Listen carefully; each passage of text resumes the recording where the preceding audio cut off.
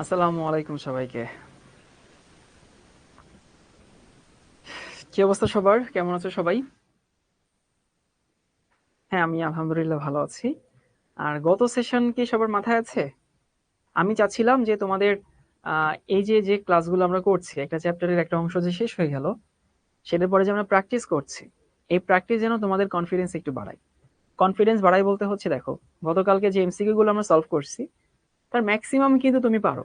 ম্যাক্সিমামই যদি এমনও হয় 70% তুমি পারো, এটাই কিন্তু অনেক কিছু এই সময় এসে। আর আজকে তোমাদের কনফিডেন্সটা আরেকটু বাড়ানোর জন্য আমরা আজকে সিকিউ সলভ করব।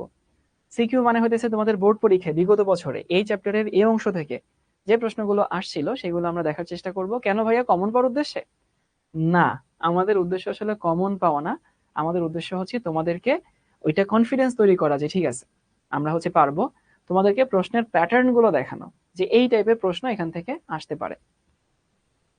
ওকে। তো নর্মালি যেটা আমি করি প্রতিদিন হচ্ছে পেছনের পড়াগুলো রিভিউ করে দেই। তো আজকে আসলে পেছনের পড়াগুলো রিভিউ করার কিছু নাই। আমরা গত ক্লাসে এমসিকিউ সলভ করছিলাম এবং আজকে আমরা সিকিউ সলভ করব।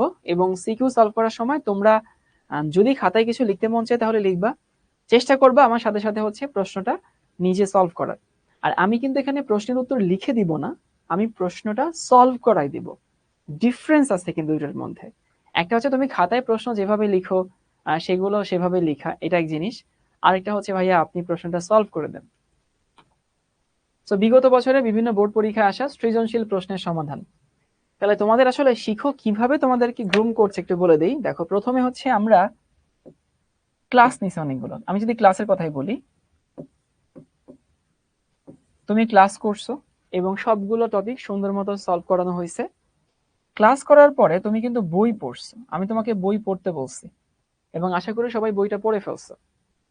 বই পড়ার পরে তুমি ক্লাসের সাথে সাথে পরীক্ষা দিছো শিখতে। সেই পরীক্ষাগুলো তুমি হইতেছে নাম্বার দেখছো, তোমার কোথায় উইকনেস আছে কোথায় স্ট্রেংথ আছে সেগুলো তুমি ঠিক করা হয়ে গেছে। তারপরে বইটা পড়ছো। এরপরে তোমাদেরকে আমরা এমসিকিউ একটা সলভ ক্লাস নিচ্ছি এবং সেখানে আমি অনেক তোমাদেরকে 35টা এমসিকিউ বোধহয় সলভ করে দিয়েছিলাম, 35টা বা 40টা আমার মনে নাই। আর বাকিগুলো হোমওয়ার্ক দিয়েছিলাম, হোমওয়ার্ক গুলো রাফ আপু তোমাদেরকে সলভ করে দিয়েছে। তো এমসিকিউ সলভ তোমাকে করাইলাম কেন? প্রশ্নের প্যাটার্ন বোঝানোর জন্য। এরপরে আজকে তোমাকে সিকিউ সলভ করাবো আমরা, সেটা আজকে হয়ে যাবে, মানে এটা আজকে চলমান থাকবে। আর তারপরে তোমাকে হইতেছে অ্যাডমিশনে আসা প্রশ্ন, যেটাকে আমরা বলছি হচ্ছে অ্যাডভান্স প্রশ্ন। অ্যাডভান্স মানে হতেছে কিছু কিছু প্রশ্ন থাকে না, যে প্রশ্নগুলো আসলে হচ্ছে অ্যাডভান্স কোয়েশ্চেন, যে প্রশ্নগুলো অ্যাডমিশনে আসে। হ্যাঁ, 40টা এমসিকিউ সলভ করাইছিল। তাহলে দেখো তো, ক্লাস করলা তুমি নিয়মিত, ক্লাসের সাথে সাথে ডেইলি এক্সাম গুলো দিলা নিয়মিত, তারপরে তুমি বইটা পড়লা নিয়মিত, সেই বইটা পড়ার পরে এমসিকিউ সলভ ক্লাসটা করলা, নিজে এমসিকিউ সলভ করলা, তারপরে তুমি সিকিউ সলভ ক্লাসটা করবা এবং এরপরে অ্যাডভান্স কোশ্চেন গুলো করবা। তারপরে হইতেছে ওদের কি রাফা প্রতি চ্যাপ্টারের শেষে বড় একটা পরীক্ষা হয় না? এবং সবাই চেষ্টা করবা লাইভ এক্সাম পরীক্ষাগুলো দেওয়ার, এগুলো যেন মিস না করো। তো এই প্রসেসের মধ্যে যদি কেউ থাকে বা সে অটোমেটিক্যালি ভালো করবে, মানে ভালো না করার কোনো কারণ নাই। কারণ হচ্ছে তুমি যদি এতগুলোর মধ্যে দিয়ে যাও, এগুলো আসলে মানে আমি এগুলো নিয়ে কম ভাবি, এগুলো তোমাদের রাফা আপু তোমাদের ফুয়াদ ভাইয়া ওরা আসলে এই জিনিসগুলো নিয়ে ভাবে। কিন্তু কথা হচ্ছে তুমি যদি পুরো প্রসেসের মধ্যে দিয়ে যাও তোমার আর কি বাকি থাকে। অনেকে জিজ্ঞেস করে যে ভাইয়া শিখতে পড়লে কি বাইরে অফলাইনে পড়া লাগবে কিনা? ভাই আর কি পড়বা তুমি অফলাইনে? তোমার সময় কত? তোমার সময় কি দিনে 48 ঘন্টা? সো বাইরে পড়ার কোনো দরকার নেই। অনেকে বলে শিখতে পড়লে কি হবে? ভাই আর কি লাগবে তোমার? তো তুমি শিখো, তোমাকে যা পড়াচ্ছে শিখো, তোমাকে যে প্রসেসের মধ্যে দিয়ে নিচ্ছে তুমি সেইটাই ফলো করো না কেন? ওইটা ফলো করলে ভাই তোমার ঢের আগায় থাকবা তুমি বাকিদের থেকে। সবাইকে বলবো যে এত কিছুর পরে তোমার আসলে দিনে সময় থাকবে না যে অফলাইনে টিচারের কাছে গিয়ে পড়া, অথবা তুমি একই কেমিস্ট্রি শাওন ভাইয়ের কাছে পড়ছো, অন্য আরেক জায়গায় পড়ার মানে হয় না। শুধু শুধু সময় নষ্ট হচ্ছে। তোমার এখন অত সময় নাই আসলে যে তোমার এইখানে এটা পড়বো এইখানে সেটা পড়বো, এক সাবজেক্টে 2-3 জন টিচার রাখবো, দরকার নেই। আমরা তোমাকে যা খাওয়ানোর চেষ্টা করছি তুমি সেটাই তো হজম করতে পারবা না। সেটাই তো হজম করতে তুমি হচ্ছে প্যারা খেয়ে যাচ্ছ। তারপরে এক্সট্রা কোনো কিছু দরকার নেই।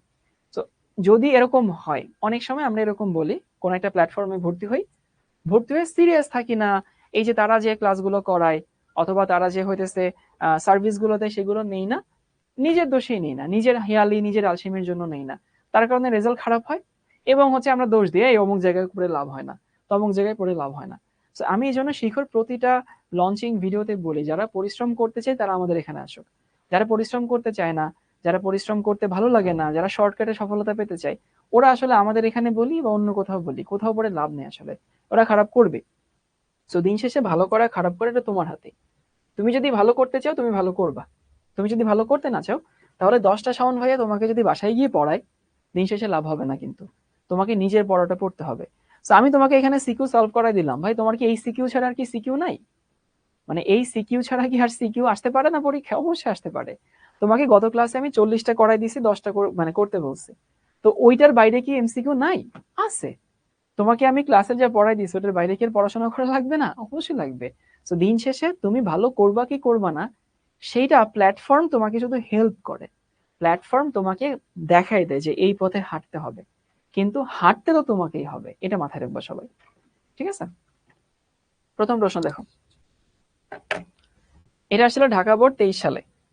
23 সালে মানে হইতেছে, দেখো 24-এর তো প্রশ্ন পরীক্ষা এখনো হয়নি, 24-এর পরীক্ষা তো আটকে গেছে, বুঝছো? তাহলে লেটেস্ট প্রশ্ন ঢাকা বোর্ডে কি কি দেওয়া আছে চলো একটু দেখাই দিই তোমাদের। যে এই হচ্ছে আমাদের নিউক্লিয়াস দেওয়া আছে, দেখো এই হচ্ছে আমাদের নিউক্লিয়াস, আমি অন্য একটা রং নেই, এই যে এই হচ্ছে আমাদের নিউক্লিয়াস। আগে উদ্দীপকটা বোঝার চেষ্টা করো, A B C D E, তাহলে এটা হচ্ছে প্রথম শক্তি স্তর, দ্বিতীয়, তৃতীয়, চতুর্থ, পঞ্চম, এই যে আমাদের এতগুলো শক্তি স্তর দেওয়া আছে। এবং একটা ইলেকট্রন কই থেকে কই গেছে? একটা ইলেকট্রন গেছে হচ্ছে, দেখো এটা হচ্ছে এ, এটা হচ্ছে বি, মানে দুইয়ে গেছে। তাহলে আমি যদি দুইটাকে পার্মানেন্টলি মার্ক করে দেই, তো ইলেকট্রন আসছে হচ্ছে দুইয়ে, মানে বিতে আসছে, ই থেকে বিতে আসছে, ই মানে হতেছে 5। তাহলে আমাদের ইলেকট্রনটা 5 নম্বর শক্তি স্তর থেকে দেখো ভাইয়া 2 নম্বর শক্তি স্তরে গেছে। উদ্দীপকে এইটুকু তথ্য দেওয়া আছে, উদ্দীপকে আর কোনো কিছু আমরা বুঝতে পারছি না আর কি। এই সবাই কি উদ্দীপক বুঝছো? মানে তোমাকে ছবিতে যেসব তথ্য দেওয়া আছে সেসব তথ্য হইতেছে ভাই একটা ইলেকট্রন পঞ্চম শক্তি স্তর থেকে দ্বিতীয় শক্তি স্তরে গেছে, ভাই আর কিছু আমি জানি না, মানে এই উদ্দীপক থেকে আমি আর কিছু বের করতে পারছি না, ব্যাস এটুকু বুঝলেই হইতেছে।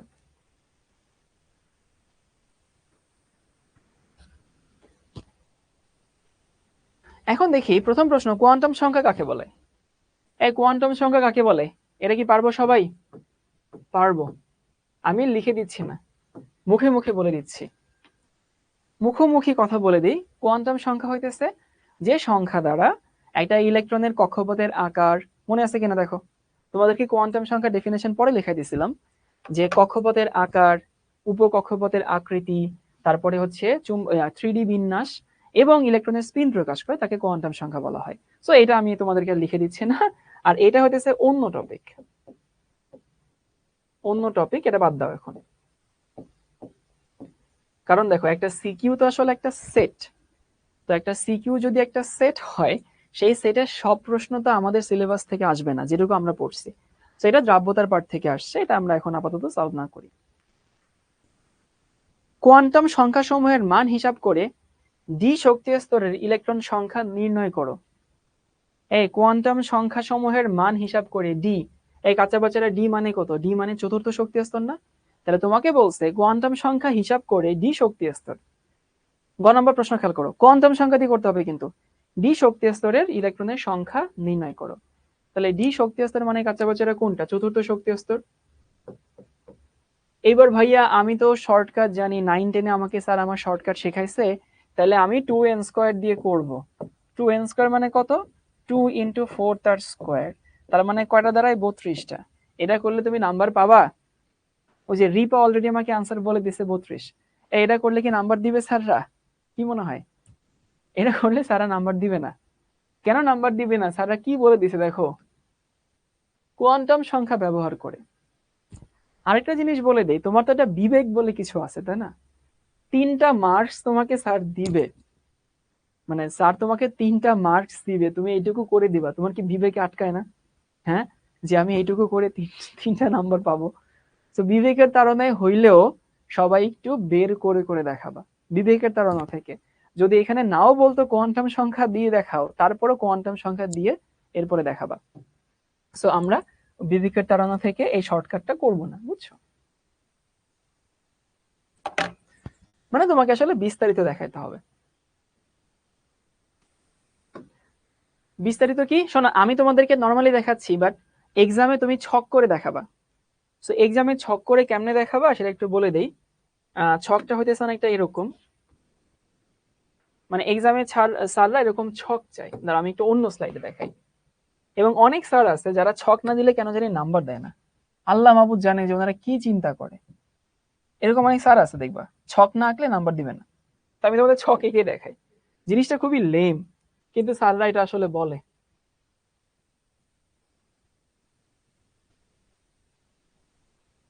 মানে বিশ্বাস করো ভাই, এই ছক আঁকাটাকে আমার একদমই পছন্দ না, কিন্তু তোমাদের স্যাররা বলে যে ছক না আঁকলে তোমার নাম্বার দিব না। এখন কি করবো, তুমি কিছু করার নাই। প্রথমত এখানে হইতেছে এন, খুবই পেইন লাগে আর কি এগুলো আঁকতে। বড় হয়েছে আমরা এখন, এইসব ডেকোরেশনের মানে আছে ভাই। এন সমান কত? এন সমান হইতেছে 4, তাই না? ডি যেহেতু বলছে তার মানে হইতেছে এন সমান হইতেছে 4। এরপর হইতেছে আমাদের এল। এল সমান কি? এল সমান হইতেছে 0 1 2 3। তাহলে এই হইতেছে আমাদের 0, এই হইতেছে আমাদের 1 0 1, তারপর হচ্ছে 2 এবং হচ্ছে 3। এল এর মান এন সমান 0 হইলে এল এর মান কি হবে? 0 1 2 3। ওকে, এবার দেখো যদি এল এর মান 0 হয় তাহলে এম এর মান কত? এম এর মান হইতেছে 0। 1 হইলে কি হবে? 1 হইলে +1 0 -1। 2 হইলে কি হবে? এভাবে লিখি -1 0 +1। 2 হইলে হইতেছে -2 -1 0 +1 +2। আর 3 হইলে হইতেছে -3 -2 -1 0 +1 +2 +3। এই যে আমরা হইতেছে এই জিনিসগুলো পেয়ে গেছি। তাহলে আমি যদি বলতে চাই এম এর মানগুলো যদি পাই, তাহলে দেখো তো যে এইখানে কয়টা অরবিটাল। আমি অরবিটাল সংখ্যা গুনবো। অরবিটাল হইতেছে এখানে একটা, এখানে অরবিটাল কয়টা? 3টা, এখানে কয়টা? 5টা, আর এখানে কয়টা? 7টা। তাহলে টোটাল অরবিটাল কয়টা দাঁড়ায়? দেখো তো ভাই, অরবিটাল মোট দাঁড়ায় হইতেছে এইটা, যোগ করলে দাঁড়ায় হইতেছে 16টা। 7 আর 5 12, 12 আর 4 16। তাহলে ইলেকট্রন কয়টা? 16 গুণন হচ্ছে 2, মানে 32টা। Easy peasy. না এস দেখাইলে দেখাইতে পারো আর কি, প্রতিটার জন্য 2টা করে মান থাকে আর কি।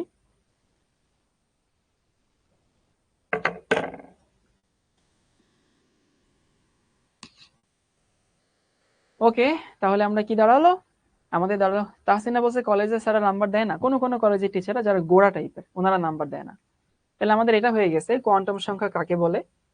তারপর হচ্ছে ইলেকট্রন সংখ্যা গণনা করো। ঘতে বলছে যে উদ্দীপকের ইলেকট্রনটি ধাপান্তরে সৃষ্ট বর্ণালীর বর্ণ কিরূপ হবে গাণিতিকভাবে বিশ্লেষণ করো। মানে তোমাকে রং বের করতে বলছে। আচ্ছা বলো তো কাঁচা বাচ্চারা, রং বের করতে বলছে মানে হইতেছে কি বের করতে বলছে? 2 দ্বারা কেন গুণ হইল? প্রতিটা অরবিটালে 2টা করে ইলেকট্রন থাকে। যারা এখনো আসলে জানো না যে 2 দ্বারা কেন গুণ হইল, আমি সবাইকে একটু বুঝাই দিই। দেখো,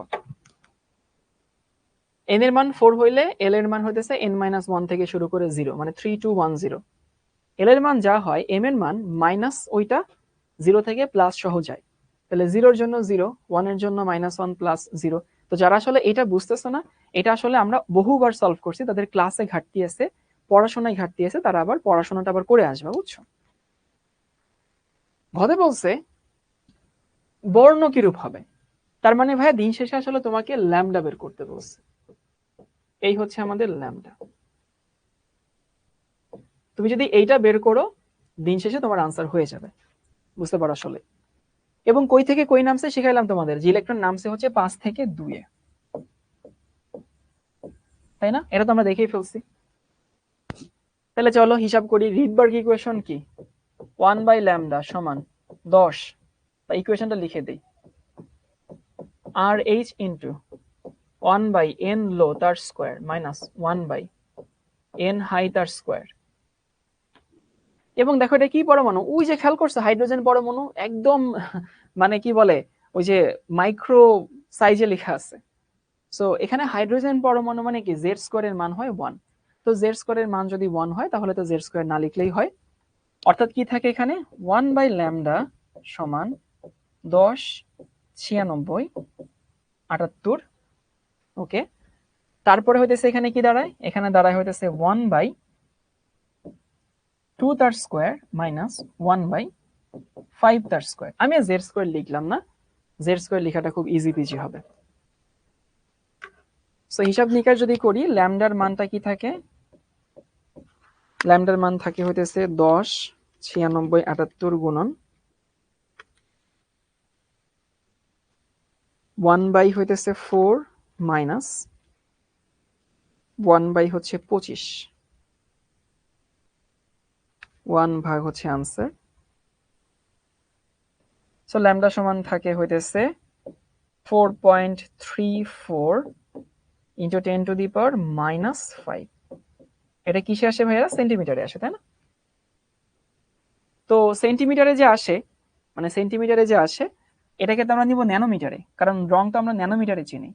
সো তুমি যদি 10⁻5 দিয়ে 7 দিয়ে গুণ করো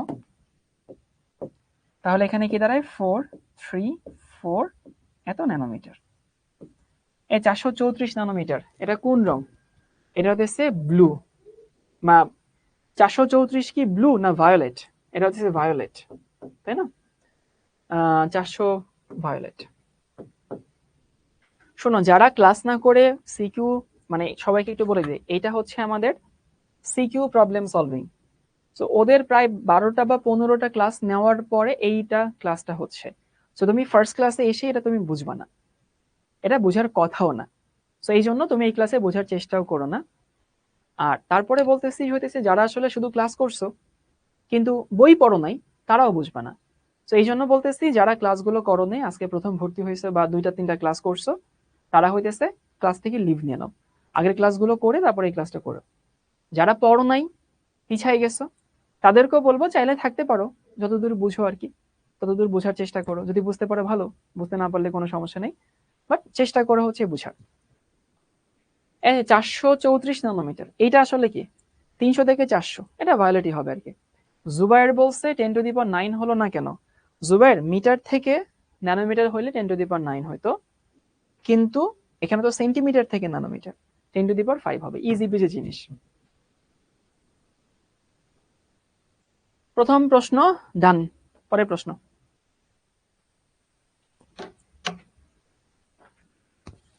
ইসরাত জাহান বলছে কিভাবে বুঝবো 5 থেকে 2, ইসরাতে যে ছবি দেওয়া আছে দেখো, ই থেকে বিতে নামে, তো ই থেকে বিতে নামে মানে ই মানে 5, বি মানে হচ্ছে 2, এমনি বুঝলাম যে 5 থেকে 2। এরপর আসি হইতেছে 434 ন্যানোমিটার, এটা কি ভায়োলেট, ভিআইবি, ব্লু তো জীবনেও হবে না, ভায়োলেটই হবে, 434-এ ভায়োলেট হয়। 400 ন্যানোমিটার থেকে শুরু না, 400 ন্যানোমিটার থেকে শুরু হইলে তোমার হচ্ছে ভায়োলেট হবে। তাই একটু দেখি 400 ন্যানোমিটারে কোন রং,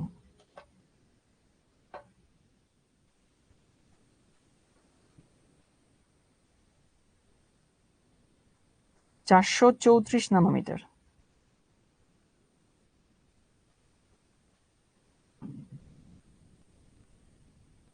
এই 434 ন্যানোমিটারে হইতেছে গুগল করলে দেখায় হইতেছে ব্লু, 410 ন্যানোমিটার পর্যন্ত ভায়োলেট দেখায়, 434 হইতেছে ব্লু দেখায়। তোমরা ব্লু লিখে নিও। তারপর একটু দেখি দাঁড়াও, 400 ভায়োলেট 300, না এটা ভায়োলেট হবে, ভায়োলেট হবে, ঠিক আছে, প্যারা নিও না, এটা নিয়ে এত আসলে হতেছে প্যারা নিও না। পরের প্রশ্ন আসি, উদ্দীপক 1 উদ্দীপক 2, এই উদ্দীপকের 1-এর ছবিটা দেখে কি মনে হয় কিসের ছবি দেওয়া আছে বলো তো? উদ্দীপক 1-এর দেখো তো ছবিটা দেওয়া আছে হচ্ছে তোমার কিসের, দেওয়া আছে হচ্ছে, শোনো ব্লু ভায়োলেট এটা নিয়ে স্যার তোমাকে আসলে ঝামেলা করবে না। কেন ঝামেলা করবে না, কারণ হচ্ছে এই যে যখন তুমি হইতেছে ওয়েভ লেন্থের সাথে রং মিলাও তখন এটা বিভিন্ন বইতে বিভিন্ন জিনিসপত্র দেওয়া থাকে, বুঝছো? আর রংগুলো এমন না যে এখানে যেখানে ব্লু হয়েছে তার স্পট থেকে আবার নতুন করে নতুন রং শুরু হচ্ছে, রংগুলো গ্রেডিয়েন্ট আকারে পরিবর্তন হয়। তো এটা হতেছে আলফা পার্টিকেল এক্সপেরিমেন্ট, তাই না? আলফা কণা পরীক্ষা। দেখে আমার কাছে মনে হচ্ছে আমরা একটু উদ্দীপকটা বোঝার চেষ্টা করবো আগে। উদ্দীপকে দেখলাম আলফা কণা পরীক্ষা দেওয়া আছে, আর উদ্দীপক 2 তে একটা ইলেকট্রন দেখো, এই হতেছে আমার নিউক্লিয়াস এবং হতেছে এটা প্রথম শক্তির স্তর, এটা দ্বিতীয় শক্তির স্তর, এটা প্রথম, দ্বিতীয়, তৃতীয়, চতুর্থ, এরকম কিছু একটা দেওয়া আছে। ময়মনসিংহ বোর্ড 2023 আসছিল।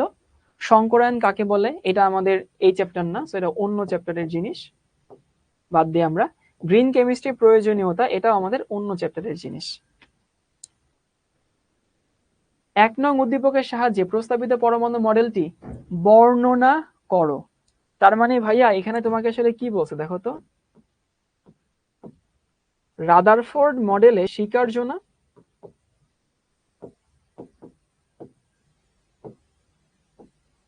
তোমরা কি বুঝতে পারো যে প্রশ্নে কি চাইছে? 1 নম্বর ছবি কি? আলফা পার্টিকেল পরীক্ষা।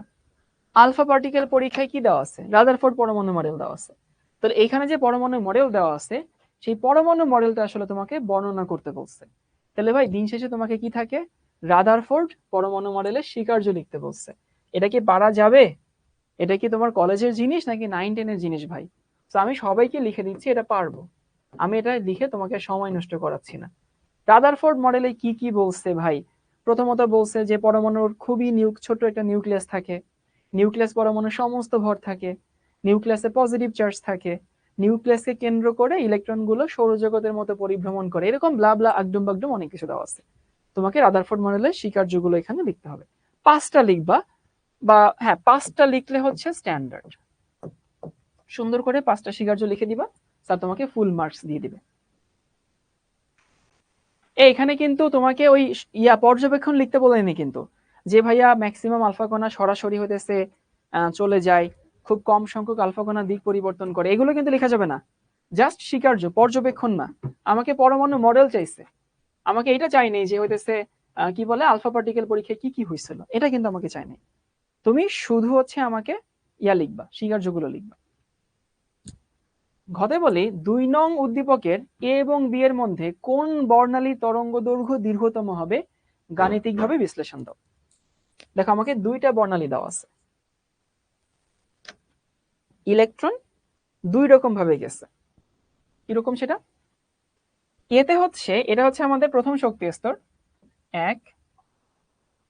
শোনো এই প্রশ্নগুলো আবার একটু কনফিউজিং, বুঝছো? কনফিউজিং কেন? তুমি এটারে 1 ধরবা নাকি তুমি এইটারে 1 ধরবা, এটা একটু কনফিউজিং, বাট যতদূর মনে হচ্ছে এই হচ্ছে নিউক্লিয়াস, এই হচ্ছে আমাদের প্রথম শক্তি স্তর, যেটা মনে হচ্ছে আর কি, প্রথম শক্তি স্তর, দ্বিতীয় শক্তি স্তর, তৃতীয় শক্তি স্তর, চতুর্থ শক্তি স্তর, 4টা শক্তি স্তর দেওয়া আছে। এবং 4টা শক্তি স্তরের মধ্যে যদি আমরা কেস এ চিন্তা করি, এ কই থেকে কই নামছে? দেখো 4 থেকে 2 এ নামছে, এ হচ্ছে 4 থেকে 2 এ নামছে, তাহলে এর ক্ষেত্রে 4 থেকে 2, কাঁচা বাচ্চারা বুঝি। এই যে দেখো ছবি দেখো, এ হচ্ছে 4 থেকে 2, আর বি কি? বি হইতেছে 3 থেকে 2, তাহলে বি হচ্ছে 3 থেকে 2।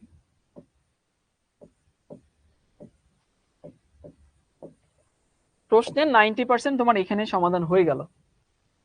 এখন আমাকে বলছে যে এদের মধ্যে কার তরঙ্গ দৈর্ঘ্য দীর্ঘতম। তাহলে আমরা এ এর জন্য তরঙ্গ দৈর্ঘ্য বের করব, বি এর জন্য তরঙ্গ দৈর্ঘ্য বের করব, তারপরে কম্পেয়ার করব। ইজি পিজি, তাই না? আচ্ছা আমরা প্রশ্নে আনসার না করে বলবো, বলো তো ভাই, তুমি প্রশ্ন আনসার করবা না, না করে বলা যায়? আচ্ছা এইখানে লাফালাফি বেশি হয়েছে না, 4 থেকে 2 এ নামছে, 4 থেকে 2 এ নামছে মানে কি এখানে এনার্জি বেশি, এখানে এনার্জি বেশি মানে কি এখানকার ল্যামডা ছোট, তাহলে বি এর ল্যামডা হইতেছে বড়। এটা ভাই ওই প্রশ্নের আনসার না করে বলা যায়। সো উত্তর হইতেছে বি এর তরঙ্গ দৈর্ঘ্য বড় হবে, বি এর এনার্জি ছোট কিন্তু তরঙ্গ দৈর্ঘ্য বড় হবে। সবাই কি স্মার্টনেসটা বুঝতে পারছে? অনেক সময় থাকে না যে হইতেছে আমরা অনেক সময় হইতেছে করি, কি বলে, প্রশ্ন আনসার করার পরে বুঝতে পারি না যে আমার প্রশ্ন হয়েছে কি হয়নি। বি বড় হবে কারণ কি? বি এর এনার্জি কম, কারণ কি এখানে কম জায়গায় লাফাইছে। আমরা তো জেনে গেলাম, এখন ওটা তো বললে স্যার হবে না, তোমাকে তো বের করে দেখাইতে হবে। সো এর জন্য বের করি আমরা। এর জন্য হতেছে 1/λ সমান 10 96 78 ইন্টু, দেখো 4 থেকে 2 মানে 1/2 তার স্কোয়ার 1/4 তার স্কোয়ার। আমরা এখানে হাইড্রোজেনকে ধরে নিচ্ছি, কখনো যদি কোনো পরমাণুর নাম দেওয়া না থাকে হাইড্রোজেনকে আমরা ধরে নিই, বুঝছো? সো হাইড্রোজেনকে ধরে নিচ্ছি। এখানে ল্যামডার যে মানটা থাকে, ল্যামডার মান থাকে, একবারে বের করি। এখানে থাকে হতেছে 1/16, 1 ভাগ আছে 4.86 10⁻⁻5 এত সেন্টিমিটার। একইভাবে আমরা বি এর জন্য সেম ভ্যালুটা বের করব। 1/λ সমান 10 96 78 1/2 তার স্কোয়ার মাইনাস 1/3 তার স্কোয়ার। একজন জিজ্ঞেস করছে এত সহজ প্রশ্ন আসে? এত সহজ প্রশ্নই আসলে আসে।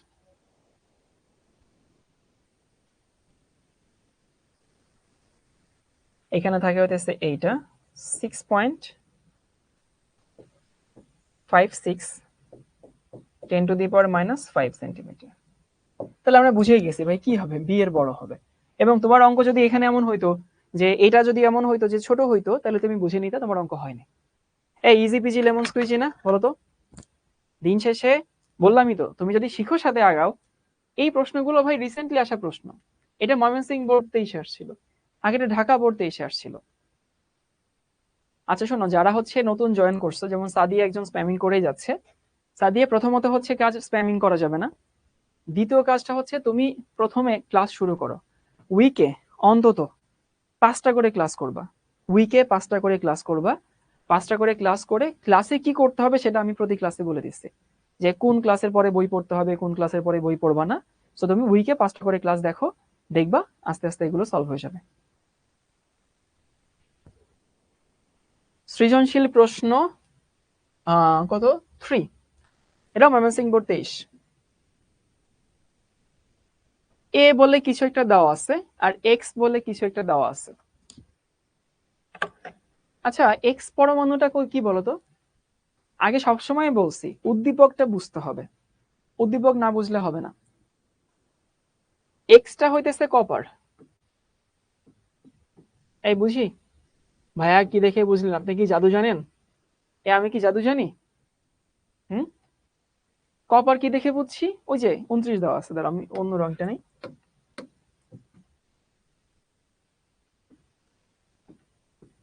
সো কপার পরমাণু দেওয়া আছে,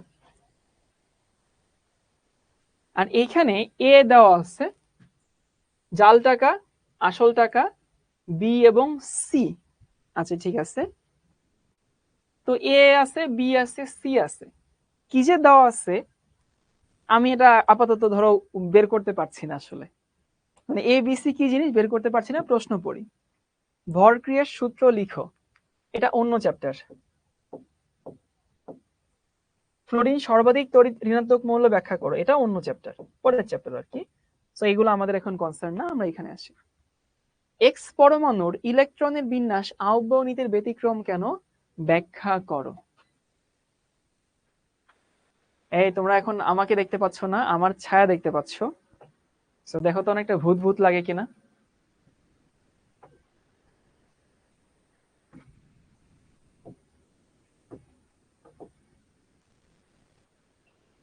কারেন্ট চলে আসছে।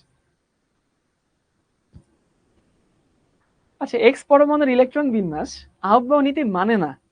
এখন আহ্বায়ক নীতি মানে না কেন সেটা হচ্ছে আমরা দেখব। কপার 29, তোমাদের মনে আছে কিনা? 1s2 2s2 2p6 3s2 3p6 4s1 3d হচ্ছে 10। এখন বলো তো যে আহ্বায়ক নীতি আসলে মানে না কোথায় মানে না? এই যে এইখানটাতে মানে না। কারণ আমি যদি বলি 4s এর তুমি যদি n+l এর যোগফলটা বলো, 4s এর জন্য 4s 4 প্লাস হচ্ছে 0, তার মানে আমি বলতে পারি 4s এর জন্য n প্লাস l এর যোগফলটা কত, n প্লাস l এর যোগফলটা হতেছে 4, এই তো। আর এখানে 3d এর ক্ষেত্রে কত হয়, 3d এর ক্ষেত্রে হতেছে 3 প্লাস d এর জন্য 2 মানে হতেছে 5। তাহলে আমি বলতে পারি 4s এর শক্তির মানটা থেকে 3d এর শক্তির মানটা বেশি। তাহলে 4s এ আগে প্রবেশ করে তারপরে 3d তে যাওয়ার কথা, কিন্তু আসলে কি 4s এ আগে প্রবেশ করছে, করছে ভালো কথা, পূর্ণ কি করছে, উত্তর হচ্ছে পূর্ণ করে নাই, এই জন্য সে হইতেছে মানে না। তাহলে ব্যাখ্যা কি করো, নরমালি কি হওয়া উচিত, 4s এ প্রবেশ করে 3d তে যাওয়া উচিত, 4s পূর্ণ করে 3d তে যাওয়া উচিত ছিল। দেখো বুঝো কিনা, কিন্তু এখানে যায়নি, কেন যায়নি, স্থিতিশীলতার জন্য যায়নি, যেটা 9-10 পড়ে আসছো। কিন্তু স্থিতিশীলতার জন্য মানে দুনিয়া সবকিছু স্টেবল হইতে চায়, বুঝছো, কিন্তু স্থিতিশীলতার জন্য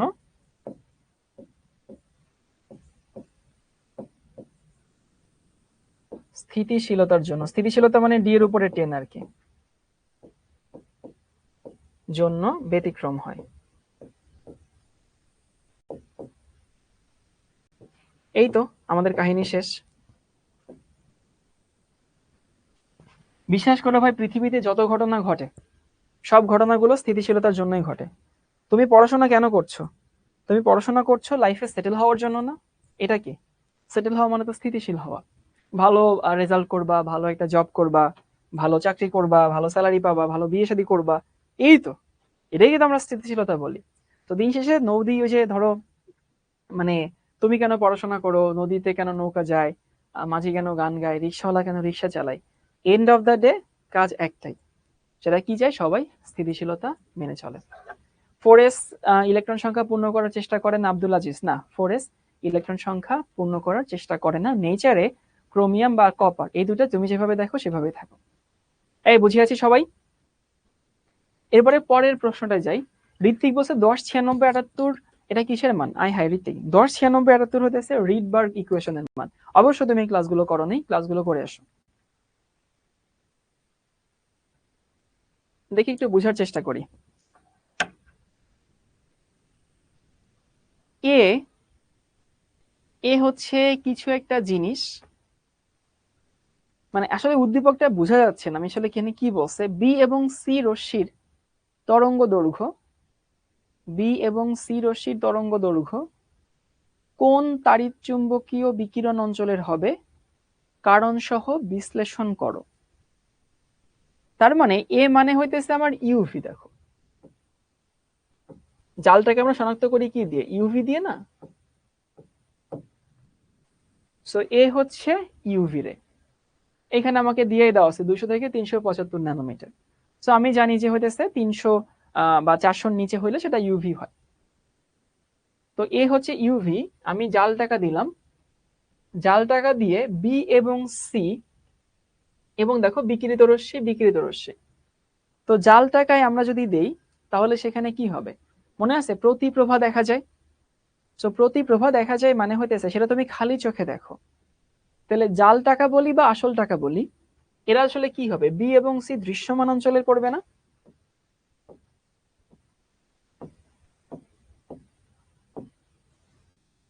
দিচ্ছ ইউভি, ওই ফ্লোরোসেন্ট পদার্থগুলো ইউভি নিচ্ছে, কিন্তু সে বিকিরণ করছে কি দৃশ্যমান। তার মানে কথা হইতেছে আমি যদি বলি যে এই দৃশ্যমান না ভাই, বি হইতেছে দৃশ্যমান, বি হচ্ছে সরি বি হইতেছে ইউভি আর সি হইতেছে হচ্ছে দৃশ্যমান। বলে দিচ্ছি একটু ওয়েট করো, আমি একটু আবারও বলতেছি, সেটা হইতেছে যে অনেকে বলতে পারে যে ভাইয়া এ যে ইউভি সেটা আপনি কি দেখে বুঝছেন, আপনি কি জাদু জানেন, আমি কি জাদু জানি, উত্তর হচ্ছে না।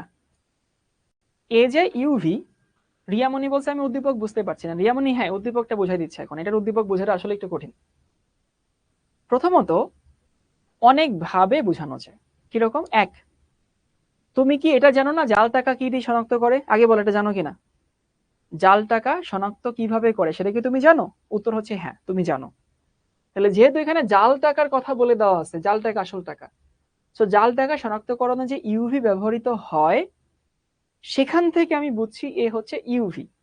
এই হচ্ছে একটা নিয়ম। দ্বিতীয় নিয়ম হইতেছে, ঠিক আছে ভাই, জাল টাকা আসল টাকা সব মাগডুম ফাগডুমে তুমি যাবা না। তুমি কি যাবা? এই যে এখানে দেখো 200 থেকে 375 ন্যানোমিটার। আমরা জানি 10 ন্যানোমিটার থেকে 400 ন্যানোমিটার পর্যন্ত তো ইউভি হয়। তো তুমি যদি জাল টাকা ইউভি দিয়ে শনাক্ত করে ওইখান থেকে তুমি যদি বের করো তাইলেও তুমি ইউভি বের করতে পারো। আর তুমি যদি এই তরঙ্গ দৈর্ঘ্য থেকে বের করতে পারো সেখান থেকে তুমি ইউভি বের করতে পারো। এই সবাই কি বুঝতে পারছি ইউভি কেমনে বুঝছি? আরাফাত জিজ্ঞেস করছে ইউভি মানে কি? আরাফাত, ইউভি মানে আলট্রা ভায়োলেট, অতি বেগুনি রশ্মি। এবার কি বুঝতে পারছি? এ কি? এটা বিসি পরে বলতেছি, আগে এ কি বুঝতে পারছি? ইউভি। হ্যাঁ, ইমরান মিয়া বলছে জাল টাকার কথা বলা হয়েছে। ইমরান, ওইটা দিয়েও বোঝা যায়, আবার তরঙ্গ দৈর্ঘ্য দেখেও বোঝা যায়। যে যেটা দিয়ে বুঝে, দিন শেষে তো বুঝলেই হইতেছে, তাই না? মানে দিন শেষে তুমি কেমনে বুঝছো এটা তো আর স্যাররে দেখাতে দরকার নেই। স্যার দেখেন আমি এমনি বুঝছি, তুমি বুঝছো আর কি। এরপর আসি বি এবং সি। আচ্ছা আমরা কি জানি? আচ্ছা আমাকে লিসা বলছো তরঙ্গ দৈর্ঘ্য থেকে বুঝছে, ঠিক আছে, বলো যে যেমনি বুঝে একই জিনিস। তোমাদের কি মনে আছে যে আসল টাকায়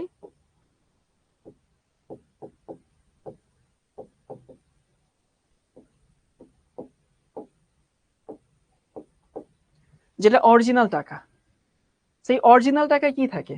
ফ্লোরোসেন্ট পদার্থ থাকে না? FLUORESCENT, ফ্লোরোসেন্ট পদার্থ থাকে। তোমাদেরকে বলছিলাম বইয়ে অনেক বড় বড় সংকেত দেওয়া আছে। যারা ইউভি থেকে এনার্জি নিয়ে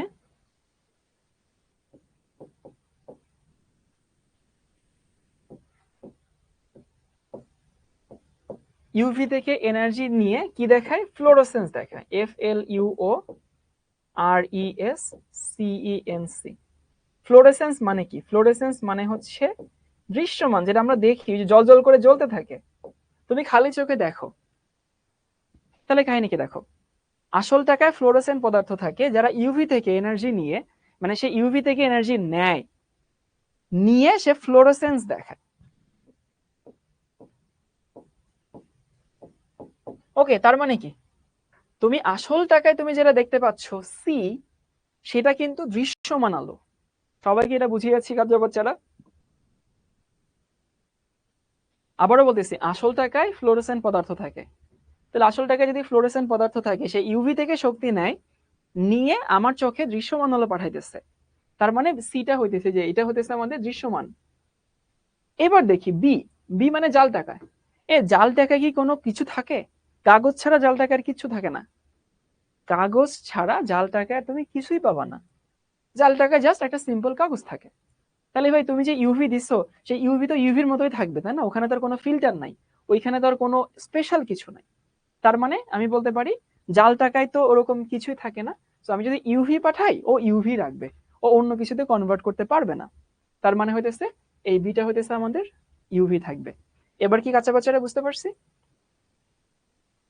তাহলে অরিজিনাল টাকায় ফ্লোরেসেন্ট পদার্থ থাকে, সেই ফ্লোরেসেন্ট পদার্থটা ইউভি থেকে এনার্জি নিয়ে, যারা জানো না ফ্লোরেসেন্স কি তারা ক্লাস করো নি ভাই, ক্লাসটা একটু করে আসো, প্রতিপ্রভা দেখায় আর কি।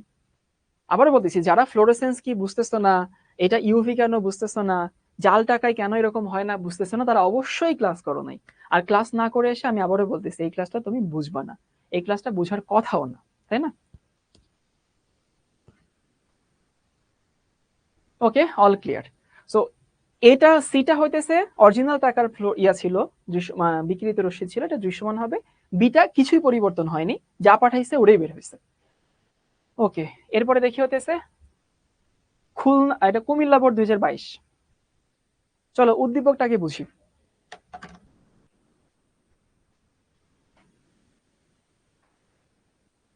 A B C D E দেওয়া আছে, এবং একটা ইলেকট্রন কোথা থেকে কোথায় গেছে দেখছো? এটা হচ্ছে আমাদের প্রথম শক্তি স্তর এ, দ্বিতীয় শক্তি স্তর, তৃতীয়, চতুর্থ, পঞ্চম, এই হচ্ছে আমাকে দেওয়া আছে। এবং একটা ইলেকট্রন কই থেকে কই গেছে, এই বলো কই থেকে কই গেছে? 3 থেকে 1-এ গেছে। সবাই বলো উদ্দীপক বুঝছি কিনা। ভাই এইটুকু বুঝা মানে এই প্রশ্নের 50% বুঝে গেছে তুমি। আমি ছবি দেখে বুঝলাম, ছবি দেখে বুঝতেছি যে 3 থেকে 1-এ গেছে, যে 3 থেকে 1 শেষ। ভাই বিশ্বাস করো প্রশ্নের 50% শেষ তোমার। এবার দেখি ইলেকট্রন আসক্তি কি জিনিস, অন্য চ্যাপ্টার, এই চ্যাপ্টারের না। কেসি এর মান অসীম হয় না কেন, এটা অন্য চ্যাপ্টার, এখন এটা নিয়ে মাথা ঘামাবে না। উদ্দীপকের বিকিরণ রশ্মির তরঙ্গ দৈর্ঘ্য হিসাব করো। এই সবাই লিখে নাও,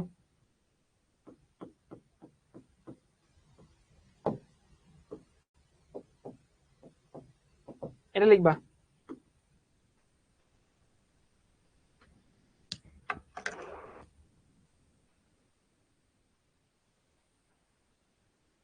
এই ইপিইউ মানে কি? ইপিইউ মানে হইতেছে একাই পারা উচিত। ওকে,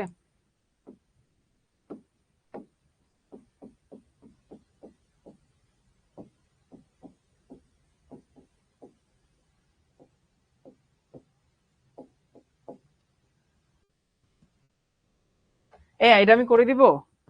হ্যাঁ, এটা এটা করে দিলে তোমাদেরকে অসম্মান করা হয়, তোমাদের সামর্থ্যকে ছোট করে দেখা হয়, তোমাদের মধ্যে যে সুপ্ত প্রতিভা আছে সেগুলোকে হেয় করা হয়। আমি তোমাদের সামর্থ্যকে ছোট করে দেখছি না, আমি তোমাদের যে ভেতরে যে সুপ্ত প্রতিভা আছে আমি চাই সেই প্রতিভাগুলো এখানে বিকশিত হোক। তো এই অঙ্কটা সবাই নিজে করে নিবা, বুঝছো? আর এটা কোন পরমাণু, এটা কি কোনো পরমাণুর নাম বলে দেওয়া আছে? যদি পরমাণুর নাম বলে দেওয়া না থাকে তাহলে হাইড্রোজেন ধরে নিবা, শেষ।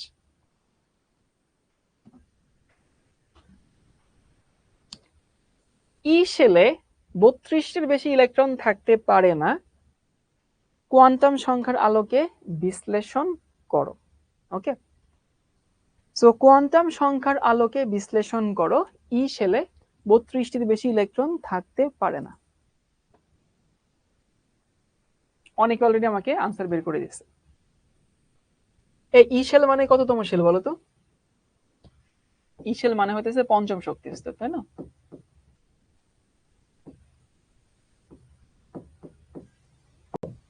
সো পঞ্চম শক্তি স্তরে 32টির বেশি ইলেকট্রন থাকতে পারে না, এটা তোমাকে দেখাতে বলছে। এখন এটা প্রশ্নটা একটু ট্রিকি, আমি এখানে ছক দেখাচ্ছি না, তুমি ছক দিয়ে আঁকবা, বাট আমি তোমাকে এমনি আনসারটা বলে দিচ্ছি। এখানে ভাই এন এর মান কত? 5, তাই না? এন এর মান যদি 5 হয় তাহলে এল এর মান কত? 0, 1, 2, 3, 4। এখন কথা হইতেছে ভাই, এই যে এল এর মান যদি 0 হয় তাহলে এস সাবশেল, 1 হইলে পি সাবশেল, 2 হইলে ডি সাবশেল, আর 3 হইলে এফ সাবশেল। এই 4 এর জন্য কি কোনো সাবশেল আছে? হ্যাঁ, নাকি তুমি এটা বানাবা? কোনটা? মানে অনেকে এইখানে যদি এরকম ফর্মুলা অ্যাপ্লাই করে 2n², তো 2n² করলে 50 আসে, দেখো আমার কথা বিশ্বাস না হয় দেখো। সো 2n² বললে কিন্তু 50 আসে, 50টা ইলেকট্রন থাকতে পারে না। তার মানে যদিও n এর মান মানে কি বলে 5, কিন্তু এখানে তুমি এল এর মান না ইচ্ছা মতো পাচ্ছ না, মানে এল এর মান ইচ্ছা মতো হচ্ছে না। তাহলে এল এর মান আসলে থিওরিটিক্যালি তো অনেকগুলো হয়, বাট প্র্যাকটিক্যালি 4টা, এর বেশি কিন্তু হবে না। না, নিচ থেকে বানানো যাবে না, এটা কি তুমি তুমি যা মন চায় তাই পাইছো? হ্যাঁ, সো নিচ থেকে বানানো যাবে না। এই এন এর মান যদিও 5 হয়, বাট এল এর মান হচ্ছে ভ্যালিড হচ্ছে 4টা। ক্লিয়ার সবাই? সো এটা কিন্তু হবে না। আচ্ছা, জি হয়, জি আমাদের লাগে না, মানে জি আমাদের আসলে দরকার হয় না। তাহলে ভাই এল এর মান যদি 1 হয়, আমি একটু পরে স্লাইড অ্যাড করি। এল এর মান যদি 0 হয় তখন এম এর মান 0। সো অরবিটাল কয়টা ভাই? অরবিটাল এখানে একটা অরবিটাল। এল এর মান যদি হচ্ছে 1 হয়, এম এর মান হইতেছে, আমি একবারে লিখি, +-1 0। কয়টা অরবিটাল? 3টা অরবিটাল। এল এর মান যদি হইতেছে 2 হয়, এম এর মান হইতেছে +-2 +-1 0, 5টা অরবিটাল। এল এর মান যদি 3 হয়, এম এর মান কত? Plus minus 3 plus minus 2 plus minus 1 0। কয়টা অরবিটাল? 7টা অরবিটাল। ওকে, তাইলে আমি যদি হইতেছে এগুলোকে যোগ করি, দেখো কি দাঁড়ায়। যোগ করলে দাঁড়াইতে হইতেছে মোট কত? 3 আর 1 4, 7 4 এবং 5 9, 16টা। এই 16টা আসলে কি? 16টা হইতেছে অরবিটাল। ওকে, তাহলে ইলেকট্রন কয়টা? ইলেকট্রন হইতেছে 16 গুণন 2 মানে হচ্ছে 32টা। এবার এখানে একটু আসি, শোনো। তুমি হয়তো কোথাও কোথাও দেখছো যে সবার কি এটুকু লেখা হয়েছে, বোঝা হয়েছে, তারপরে হচ্ছে আমি তোমাদেরকে কিছু কথা বলবো, একটু হজম করবো আর কি।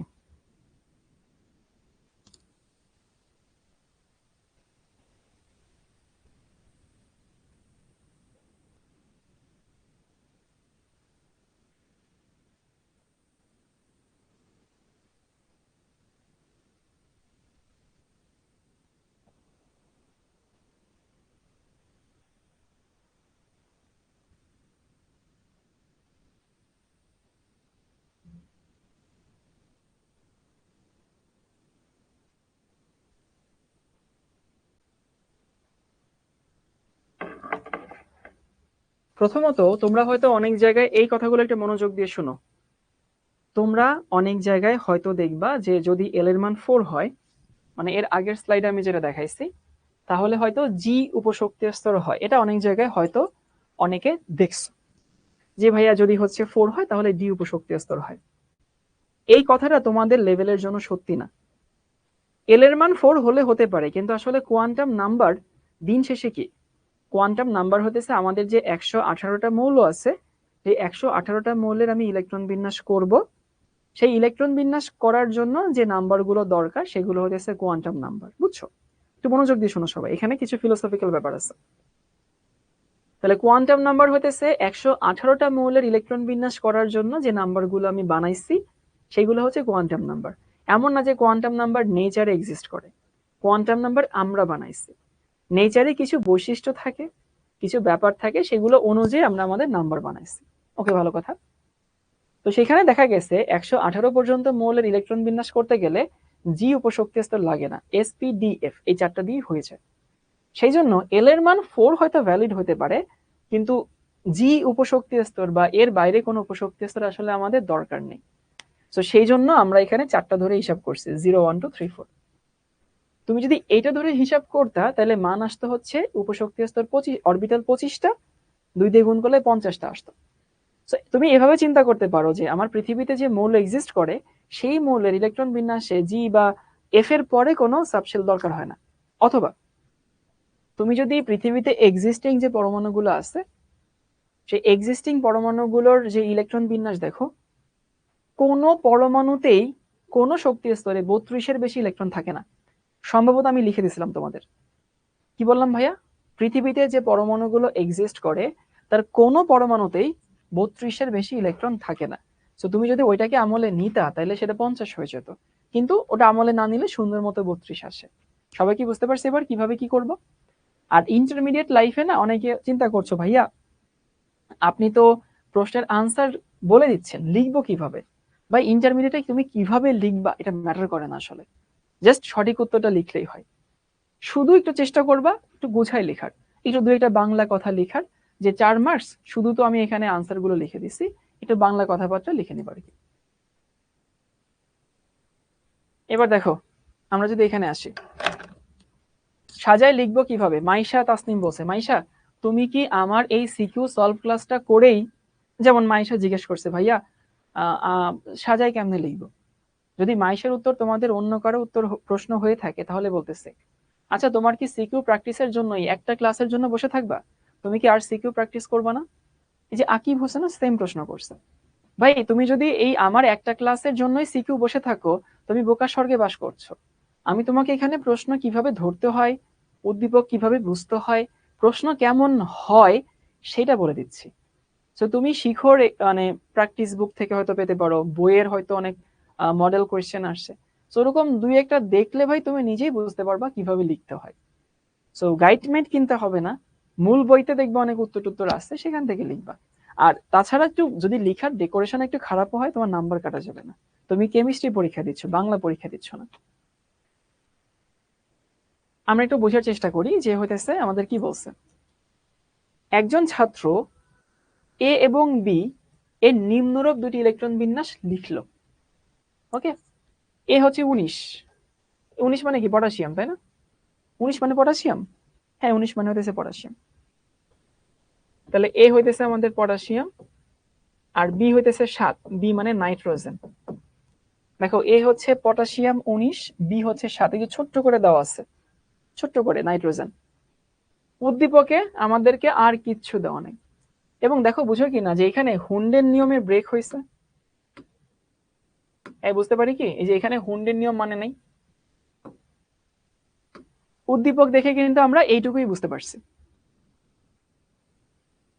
আমি সবাইকে বলতেছি যে উদ্দীপকে সবসময় চেষ্টা করবা যে উদ্দীপকে কি আছে সেটা বোঝার চেষ্টা করা। তো উদ্দীপক আমাদের হুন্ডের নিয়ম মানলো না এই যে এখানে, কারণ হুন্ডের নিয়ম হইলে কি হইতো, একটা একটা করে যেত না। তোমাদেরকে বলছিলাম লোকাল বাসের সিট। প্রথমে বলে দিই ক নাম্বার, এটা অন্য চ্যাপ্টারের জিনিস, এই চ্যাপ্টারের না। খ নাম্বার, এটা অন্য চ্যাপ্টারের জিনিস, আমরা এই দুটো নিয়ে বদার্ড হব না আর কি।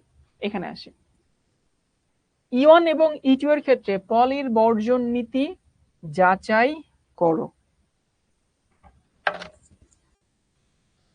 মুশফিকুর লিখতে চাইছে হুন্ডের নিয়ম কি, আরে লিখতে গিয়ে লিখছে গুন্ডের নিয়ম কি, গুন্ড না হুন্ড। মুশফিকুর ক্লাস করতে হবে ভাইয়া, ক্লাস করে এখানে আসতে হবে। ই1 এবং ই2 মানে দেখো তো 7 মানে কি, এটা হচ্ছে 1s2 2s2 2p3, এই তো। এখন আমাকে ই1 এবং ই2 এটার জন্য পলির বর্জন নীতি যাচাই করতে হবে। এই পলির বর্জন নীতি কি ছিল? সো আগে নীতিটা লিখবা তুমি। ধরো আমি নীতিটা লিখলাম এখানে যে দুইটা ইলেকট্রনের সবগুলো কোয়ান্টাম সংখ্যা কখনো সেম হয় না, মনে আছে? দুইটা ইলেকট্রনের সবগুলো কোয়ান্টাম সংখ্যা কখনোই সেম হয় না, এই হচ্ছে পলির বর্জন নীতি। তো তোমার আগে নীতিটা লিখে নিতে হবে, এটা হচ্ছে প্যাটার্ন। আমি নীতিটা লিখে ফেলছি। আরিফুল বলছে যে হুন্ডের নিয়ম ব্রেক করছে কেন, ব্রেক তো করে না, এখানে দেখাইছে করে আর কি, ভুল দেখাইছে ওরা। এখন দেখো ই1 এর জন্য আর ই2 এর জন্য, এই ই1 এর জন্য এন এর মান কত ভাই? এন এর মান হইতেছে দেখো 1s মানে 1। যারা বুঝতেছো না তারা ক্লাস করো নি, ক্লাস করে এখানে আসতে হবে। এইখানে এন এর মান কত? এখানে এন এর মান হচ্ছে 2, প্রথমটাই ব্যতিক্রম হয়ে গেছে। এরপর দেখি এল এর মান, এটা কি 1s এর মধ্যে আছে না? 1s এর মধ্যে আছে মানে হইতেছে এখানে এল এর মান কত? 0। হ্যাঁ হুন্ডের নিয়মটা আগে লিখতে হবে আর কি, হুন্ডের নীতির আগে লিখতে হবে, নাহলে এটা ব্যাপারটা ভালো দেখায় না। এইখানে এল এর মান 0, এখানে এল এর মান কত? আবার পি মানে অত 1 না?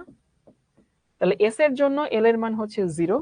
দেখো বুঝো কিনা যে এস এর জন্য এল এর মান 0, এখানে আবার এম এর মান হচ্ছে 0, এল এর মান হচ্ছে 1। এখানে এম এর মান 0 হইতে বাধ্য।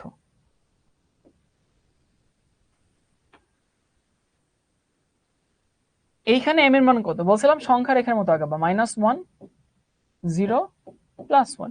তাহলে এইখানেও এম এর মান হইতেছে 0। ওকে, তারপরে হইতেছে আমাকে বলতেছে যে যদি এস বলি, দেখো তো এখানে আসলে কোন ইলেকট্রনটা বুঝাইছে এটা বোঝা যাচ্ছে না, যে প্রথমটা ইলেকট্রন নাকি হইতেছে পরের ইলেকট্রন, এটা বোঝা যাচ্ছে না। সো আমি ধরে নিলাম যে হইতেছে +-½ যে কোনো একটা। আর এখানে যেহেতু একটাই আছে, সো এস এর মান হইতেছে +½ তোমাদেরকে বলছিলাম যে হইতেছে কখনো যদি হইতেছে আমাদেরকে একটা ইলেকট্রন দেওয়া থাকে, প্রথমটার জন্য কনভেনশনালি +½ দিতে হয়। আর এখানে যেহেতু আমি বুঝতেছি না যে এইটা না এইটা, সো এই জন্য +-½ দিলাম। ওয়াজিদ বলছে এম এর মান 0 কেন, ভুলে গেছি। এম এর মান 0 মানে হইতেছে এই দেখো, যেহেতু এল এর মান 0, এল এর মান যেহেতু 0, তাইলে এম এর মান 0 ছাড়া অন্য কোনো মান হওয়া কিন্তু পসিবল না। আর এম এর মান হইতেছে -1 0 +1, বইতে অন্যভাবে দেখাইলে বইটা ভুল আছে, আমি যেভাবে দেখিয়েছি এটা ঠিক আছে। নিয়ন দাস বলছে E1 E2 কি? E1 E2 দুইটা ইলেকট্রন, এইখানকার একটা ইলেকট্রন ইন্ডিকেট করছে আর এইখানকার একটা ইলেকট্রন ইন্ডিকেট করছে।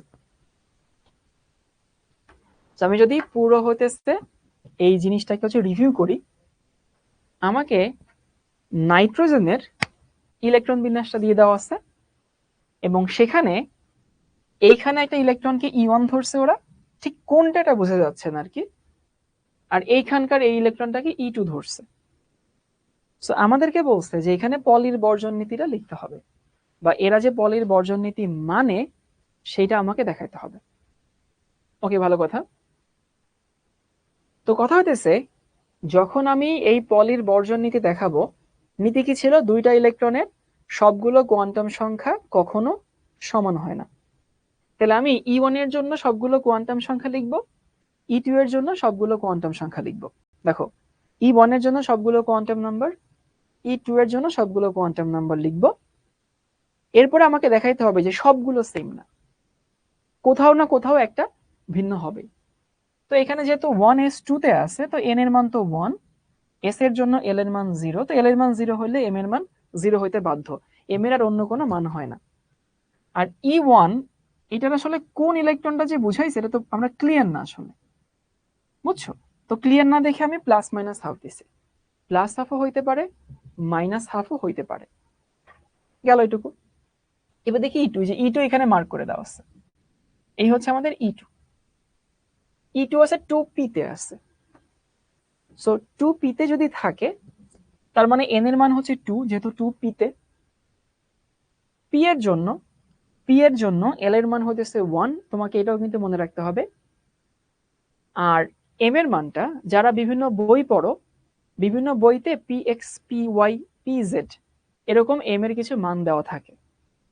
এখন ওই মানগুলো ঠিক আছে, ওই মানগুলো ভুল নাই, কিন্তু দেখো তো এইটা যে px নাকি py না pz এটা আমি কখনোই জানবো না, জানা সম্ভব না যে এটা px নাকি এটা py নাকি এটা pz, বা আমরা যেটা বের করতে বলছে ওইটা কি px না py না pz, এটা কখনোই জানা সম্ভব না। এই জন্য বিশ্বাস করো ভাই, তুমি এখানে m এর মান 0 দিলেও উত্তর ঠিক হয়, +1 দিলেও ঠিক হয়, -1 দিলেও ঠিক হয়, সাইন্টিফিক্যালি ঠিক হয়। কিন্তু সবকিছুতে একটা প্রচলিত নিয়ম আছে, সবকিছুতে একটা কনভেনশন আছে। সো কনভেনশনালি বা প্রচলিত নিয়ম অনুযায়ী কি হয় যে -1 0 +1, এই যে মাইনাস থেকে শুরু করে প্লাসের দিকে আমরা যাব, তো সেই অনুযায়ী m এর মানটা 0 তে পড়ে গেছে। s এর মানটা এখানে +1/2 দিলেও হয়, -1/2 দিলেও হয়, বাট এইটারও একটা কনভেনশন থাকে। সো এটার যদি কনভেনশন থাকে তাহলে দেখো ওই যে প্রথম ইলেকট্রনের জন্য হইতেছে আমরা +1/2 দিই, তাহলে সেই হিসাবে আমাদের কিন্তু পলির বর্জন নীতি মেনে গেছে সে। দেখো যে এই দুইটা মিলে নাই, এখানে 1 এখানে 2 এখানে 0 এখানে হচ্ছে 1। সো আমরা জানি সবগুলো কোয়ান্টাম সংখ্যা সেম হবে না, ভিন্ন হবেই একটা না একটা, বাট এখানে দুইটা ভিন্ন হয়ে গেছে। তার মানে কি বলতে পারি যে দুইটা ইলেকট্রনের E1 এবং E2 এর সবগুলো কোয়ান্টাম নাম্বার সেম না, তার মানে সেই পলির বর্জন নীতি মানে E1 ও ইলেকট্রন 1 এবং ইলেকট্রন 2 ওরা যেমনে মার্ক করছে। সো E1 এবং E2 এর এটা হচ্ছে যতগুলো প্রশ্ন সলভ করেছি তার মধ্যে সবথেকে সহজ প্রশ্ন ছিল। সো E1 এবং E2 এর সবগুলো কোয়ান্টাম সংখ্যা সেম না, এই যে তোমার পলির বর্জন নীতি প্রমাণ করা হয়ে গেছে। এটা হচ্ছে বরং যতগুলো আমরা হচ্ছে ইয়া পড়ছি, যতগুলো প্রবলেম সলভ করছি তার মধ্যে সব থেকে ইজি প্রশ্ন ছিল। ঘতে আসি, উদ্দীপকের ছাত্রের লেখা ইলেকট্রন বিন্যাস দুটির সঠিকতা উপযুক্ত কারণ সহ বিশ্লেষণ করো। ওকে, এক্সামে আমি যেমনি লিখছি এমনি লিখবা। লাবণী বলতেছে এম এর মান কেন 0 হইল। আচ্ছা দেখো তো, লাবণী আমাকে প্রশ্ন করছে এম এর মান কেন 0 হইল। এই প্রশ্নটা শুনে আমার জন্য তোমাদের কি মায়া হইতেছে না? বাকিদেরকে আমি জিজ্ঞেস করতেছি, মানে লাবণী আবার আমাকে জিজ্ঞেস করতেছে যে ভাইয়া এম এর মান কেন 0 হইলো। তো এই প্রশ্নগুলো যখন আসে তোমাদের কি আমার জন্য মায়া লাগে না? একটু একটু একটু আমি সবার কমেন্ট জিজ্ঞেস করতে চাই যে ক্লাসে এতবার বুঝাইছি, এরপরে একবার বুঝাইলাম, আবার হচ্ছে তোমাদেরকে রিপিট করে দিলাম, বুঝাইলাম যে হইতেছে কনভেনশন কি জিনিস, প্রচলিত নিয়ম কি জিনিস? ওকে, ঠিক আছে, আমার নিজের জন্যই নিজের ভয় লাগে মাঝে মধ্যে।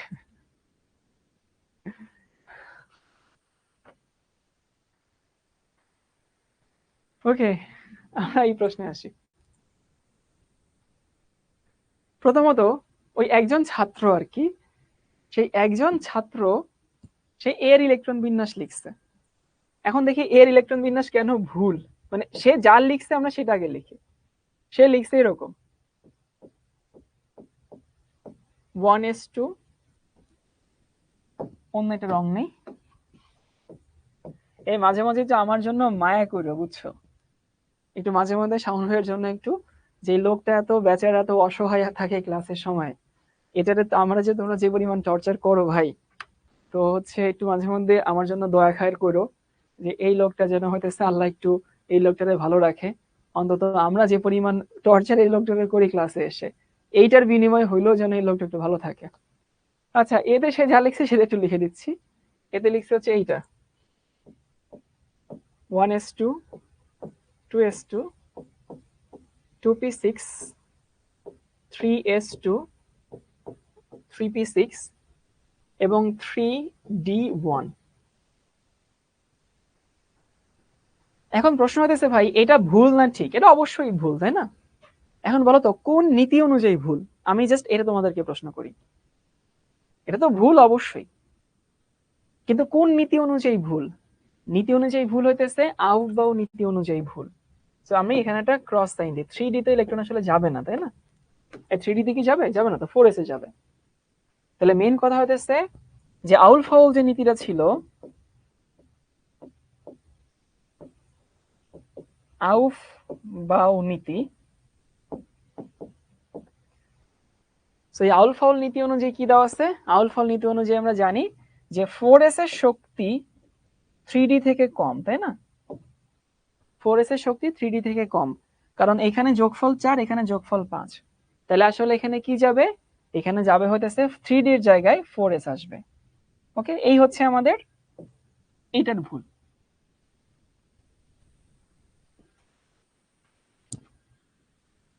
আর বি দেখি, ছাত্র বিটা ঠিকঠাক করছিল, কিন্তু সে আবার কি করছে জানো?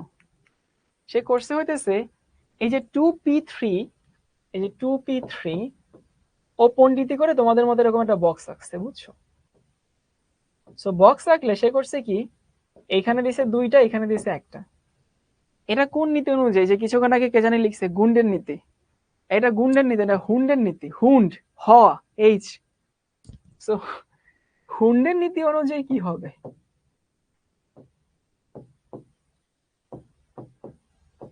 হুন্ডের নীতি অনুযায়ী তোমার হইতেছে এই তিনটা এভাবে থাকবে। তো তুমি যখন আনসার করবা তখন তোমাকে আসলে আহ্বান নীতির ওইখানে একটু লিখতে হবে যে নিম্ন শক্তির উপশক্তি স্তরে আগে প্রবেশ করে, এই জন্য এখানে ভুল হয়েছে। আর এখানে সর্বাধিক বিজল অবস্থায় থাকতে চায়, তার মানে কি হবে? তার মানে হইতেছে যে এখানে একটা একটা করে যাবে। তাহলে প্রথমটা সে আহ্বান নীতি অনুযায়ী ভুল লিখছে, দ্বিতীয়টা সে হুন্ডের নীতি অনুযায়ী ভুল লিখছে। তোমাকে এটা জাস্ট একটু লিখে দিতে হবে। সবাই কি বুঝছি?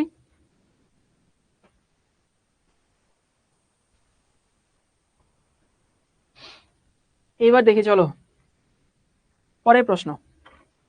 এটা আসছে হইতেছে কত, কোথায় আসছে, কোথায় জানি আসছে। প্রশ্নে বলছে, আগে উদ্দীপকটা বোঝার চেষ্টা করি। একটা ইলেকট্রন এখানে কে এল এম এন, এবং এখানে একটা ইলেকট্রন দেখো কি আসছে, কে এল শেলে আসছে। তাহলে এখানে 4 থেকে, মানে একটা আসছে 4 থেকে 2 এ। এই ছবি দেখে বোঝার চেষ্টা করো, একটা 4 থেকে 2 আসছে। এই যে এটা আমাদের 4 থেকে 2 আসছে, একটা আসছে 4 থেকে 2 এ, আর আরেকটা আসছে 3 থেকে 2 এ। সবাই কি বুঝিয়ে আছি? তাহলে একটা 4 থেকে 2 আসছে ইলেকট্রন, একটা 3 থেকে 2 আসছে। আমাকে ছবিতে এইগুলো বলে দেওয়া আছে। এটা কথা বুঝি কিনা এটুকু? এটুকু না বুঝলে কিন্তু হবে না। তুমি যদি চোখ থাকিতে অন্ধ হয়ে যাও তাহলে তো হচ্ছে না জিনিসটা। তোমাকে চোখ থাকিতে অন্ধ হওয়া যাবে না।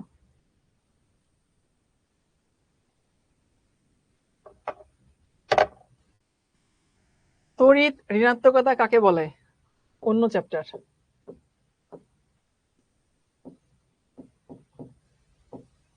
এটা অন্য চ্যাপ্টার। এই ক খ অনেকটা ইসের মতো, বুঝছো, এলাচের মতো। বিরিয়ানির মধ্যে যেরকম এলাচ দেয় না, তো মেইন প্রশ্ন হতেছে গ ঘ, সেটা হতেছে অনেকটা বিরিয়ানির মতো। সেখান থেকে ক খ এলাচের মতো অন্য চ্যাপ্টার থেকে ঢুকায় দেয়। উদ্দীপকের আলোকে সর্বশেষ কক্ষপথের অরবিটাল সংখ্যা নির্ণয় পূর্বক, সর্বশেষ মানে হইতেছে কোনটা জানো? সর্বশেষ মানে হইতেছে 4, এই যে এইখানকার সর্বশেষ KLMN। ইলেকট্রনের ধারণ ক্ষমতা হিসাব করো, লিখে নেওয়া হইতেছে N K N।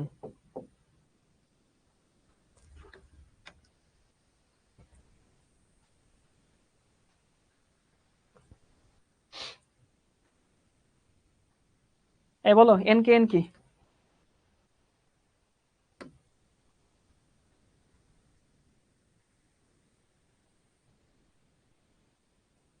এটা হইতেছে যে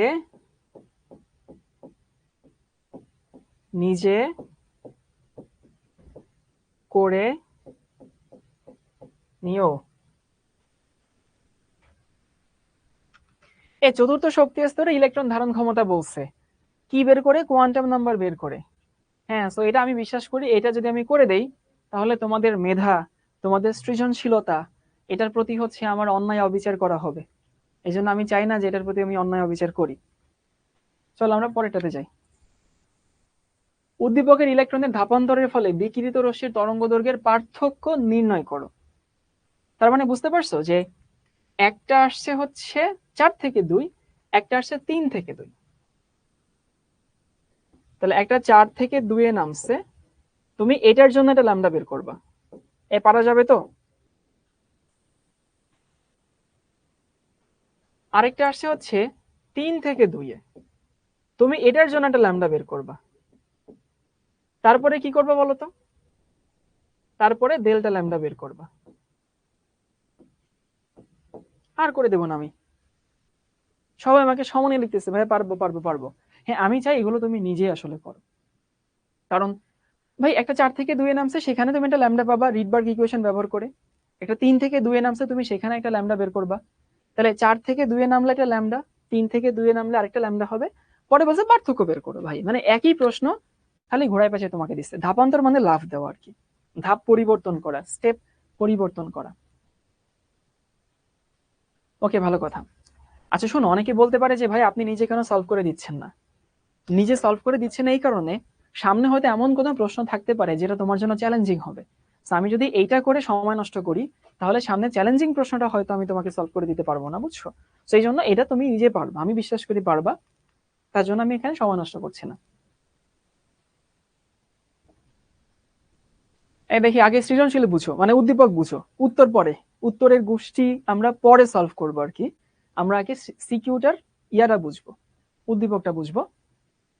n-1 d ns1, এখানে n-1 d এর উপর একটা পাশ আছে, সবাই একটু লিখে নাও, হয়তো ভুল আছে এখানে। এখানে একটা 5, n সমান আবার কত? n সমান হচ্ছে 4। আলটিমেটলি কি থাকে? 3d থাকে 5 আর 4s1। এই কাঁচা বাচ্চার এটা কোন মৌলের ইলেকট্রন বিন্যাস? বলো বলো বলো।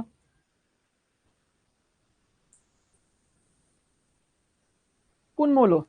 এই যে রিপা অলরেডি আমাকে আনসার দিয়ে দিচ্ছে, রিপা আমাকে আনসার দিয়ে দিচ্ছে হইতেছে এটা হচ্ছে ক্রোমিয়াম। এই যে আমাদের উদ্দীপক বোঝা শেষ, অনেক কাহিনী আমাদের হয়ে গেছে। এবার দেখি অরবিটালের সংকরায়ন কি জিনিস? অন্য জিনিস। এটা হচ্ছে আমাদের বিরিয়ানির এলাচ, এটা আমাদের অন্য জিনিস, অন্য চ্যাপ্টার। অম্লীয় বাফার দ্রবণ তৈরি করতে গেলে কি হবে আর কি। এখানে আসি, ইলেকট্রন বিন্যাসটি ব্যতিক্রম। ব্যতিক্রম মানে হইতেছে এইটা যে তোমার হইতেছে 4s1 3d5। এই বলো তো কোন নীতির ব্যতিক্রম? নীতিটা আমাকে বলো। মানে সে যে ব্যতিক্রম, সে যে মানলো না, কি মানলো না, কোন নীতি মানলো না? D10ও হতে পারতো না, D5 দেওয়া আছে উদ্দীপকে, আমার মনে আছে এটা। এই কোন নীতি মানে নাই? উত্তর হচ্ছে আউফবাউ নীতি মানে নাই। এই হচ্ছে আমাদের আনসার। তো তোমাকে আগে আউফবাউ নীতিটা লিখতে হবে, তারপরে দেখাইতে হবে কোনটাতে আগে প্রবেশ করা, উচিত ছিল কিন্তু আগে প্রবেশ করছে, কেন করছে?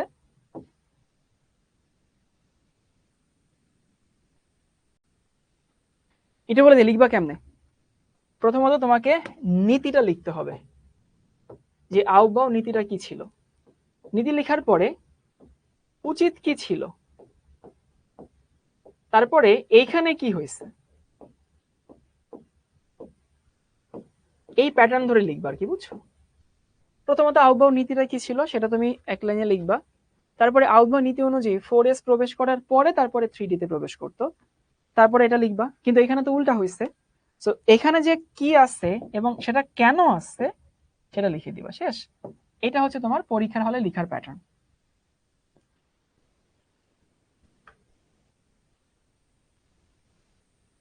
আর ঘতে বলছে, চল একটু দেখি, ডি উপশক্তি স্তরে বিদ্যমান ইলেকট্রনগুলোর অন্যান্য কোয়ান্টাম সংখ্যা সমূহ অভিন্ন হলেও ম্যাগনেটিক কোয়ান্টাম সংখ্যাগুলো ভিন্ন, উক্তিটি বিশ্লেষণ করো।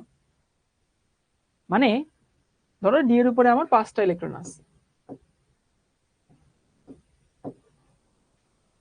এখন ডি উপশক্তি স্তরে বিদ্যমান ইলেকট্রনগুলোর জন্য অন্যান্য কোয়ান্টাম সংখ্যা অভিন্ন হলেও ম্যাগনেটিক কোয়ান্টাম সংখ্যা ভিন্ন। হ্যাঁ, এটা তো খুব সুন্দর কথা বলা হয়েছে। দেখো, এই হচ্ছে আমার ডি, তো ইলেকট্রন কয়টা আছে? 5টা। 1 2 3 4 5।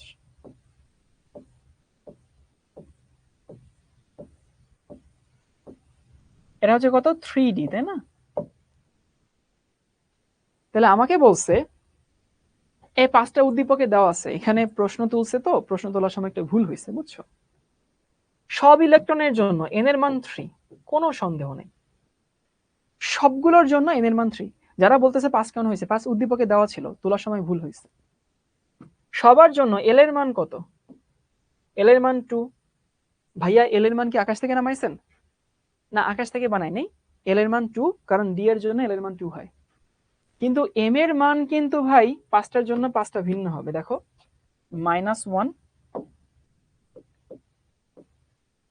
সরি -2 দিয়ে শুরু করি, -2, -1, 0, +1, +2। আবার বলতেছি, বইয়ে হয়তো ডি এক্স ওয়াই এর জন্য একটা মান দেওয়া আছে, ডি ওয়াই জেড এর জন্য একটা মান দেওয়া আছে, কিন্তু বললাম তো এটা যে ডি এক্স ওয়াই নাকি ওয়াই জেড এটা আমি কখনোই আগে থেকে জানবো না। সো এটা হচ্ছে কনভেনশনালি। ওই যে আবার জিজ্ঞেস করছিল এম এর মান 0 কেন হয়, ভাই এটা করো না প্লিজ, খুব কষ্ট লাগে, দিলে খুব মানে হচ্ছে হার্ট ব্রোকেন হয়ে যায় আমার। তো -2, -1, 0, +1, +2, এটা হচ্ছে কনভেনশন, প্রচলিত নিয়ম আর কি। তো এম এর কি মান হইতে পারে? এখানে এম এর তো অনেকগুলো মান হইতে পারে। সো এম সমান হইতেছে -2, -1, 0, +1, +2। এই যে হয়ে গেছে প্রমাণ যে অন্যান্য কোয়ান্টাম সংখ্যাগুলো হইতেছে সেম হইলো, ম্যাগনেটিক কোয়ান্টাম নাম্বার গুলো আলাদা। ঠিক আছে, তো আমি আর আগাচ্ছি না, এরপরে যাই। সৃজনশীল প্রশ্ন 8। এই দেখো, এক্স এক্স পরমাণুটা কি? হাইড্রোজেন না? বুঝো, আমি এখানে লিখে দিই। সো এক্সটা হচ্ছে হাইড্রোজেন। ভাই কি দেখে বুঝছেন? ওই যে পারমাণবিক সংখ্যা দেওয়া আছে। সব সময় আগে এক্সাম হলে যখন তুমি সিকিউ পড়বা তখন আগে উদ্দীপকটা বের করবা। উদ্দীপকে কি দেওয়া আছে? ওয়াইটা কি? আয়রন। ভাই আয়রন কেমনে বুঝছেন? 26। এক্স এবং ওয়াই প্রচলিত অর্থ বহন করে না, মানে এক্স এবং ওয়াই প্রচলিত অর্থ না। এরপরে দেখি আমাদের কি বলছে।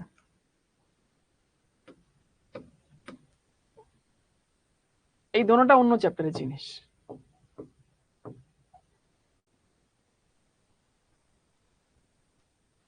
এক্স মৌলের এন শেল হতে এল শেলে ইলেকট্রন স্থানান্তরিত হলে, এক্স মৌল মানে কি বুঝছো? হাইড্রোজেন। সো এক্স মৌলের, আচ্ছা সুমাইয়া বলছে, আচ্ছা সুমাইয়া একটা ভালো প্রশ্ন করছে, দাঁড়াও বসে বসে আনসার দিই, পা ব্যথা হয়ে গেছে। সুমাইয়া ও এতক্ষণ ধরে যে অবজার্ভ করলো সেখান থেকে বলতেছে, ভাইয়া এই চ্যাপ্টার থেকে কি তাইলে কখ আসে না? হ্যাঁ সুমাইয়া, এই চ্যাপ্টার থেকে কখ আসে, কিন্তু এই চ্যাপ্টারের কখ এর সাথে ওই চ্যাপ্টারের গ ঘ দেয় না, অন্য চ্যাপ্টারের গ ঘ দেয়, বুঝছো? এখন আমি তোমাদের এখানে প্রশ্ন সলভ করাবো, আমি তো আসলে ক খ দিয়ে প্রশ্ন সলভ করাবো না, আমি গ ঘ নিয়ে আসছি, কিন্তু ওই গ ঘ এর সাথে অন্য চ্যাপ্টারের ক খ দেওয়া আছে। বুঝে নাই মনে হয়। মানে এই চ্যাপ্টার থেকে কখ আসে, কিন্তু এর কখ এর সাথে অন্য চ্যাপ্টারের গ ঘ দেয়, আর অন্য চ্যাপ্টারের কখ এর সাথে এই চ্যাপ্টারের গ ঘ দেয়। তো আমি তো তোমাদের কখ সলভ করাবো না এখানে, আমি তো গ ঘ সলভ করাবো। এন শেল থেকে এল শেল, তাহলে কে এল, এল মানে হচ্ছে 2 আর এখানে হচ্ছে 4, তার মানে সোজা কথা যদি 4 থেকে 2 এ একটা ইলেকট্রন প্রবেশ করে তাইলে হইতেছে আমাদের তরঙ্গ দৈর্ঘ্য হিসাব করো। সো আমি শুধু তোমাদেরকে হচ্ছে লিখে দিচ্ছি 1/λ সমান RH 1/2 তার স্কয়ার মাইনাস 1/4 তার স্কয়ার। হাইড্রোজেন যেহেতু জেড লাগবে না।